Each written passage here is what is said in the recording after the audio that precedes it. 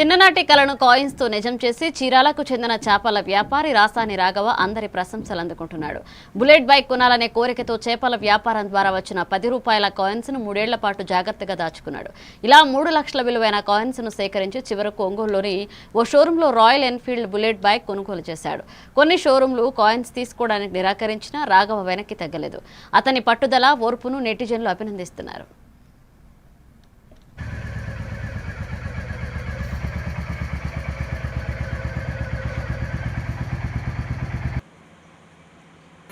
పెళ్ళైన కానించి బుల్లెట్ కొనాలనుకుంటున్నాడు. 10 రూపాయల కాయిన్స్ పెరుగు డబ్బాలో వేసి పెట్టాము. 6 డబ్బాలు దాకా వచ్చి పెరుగు డబ్బాలు వేసి అవి తీసుకెళ్ళి బుల్లెట్ కొన్నాడు.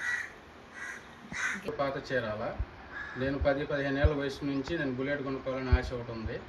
కానీ అది 1 లక్ష రూపాయలు కొందాం అన్నప్పుడు కానీ నా దగ్గర అంత అమౌంట్ లేకపోవడం వల్ల అట్లా డిలేట్ అయిపోయింది.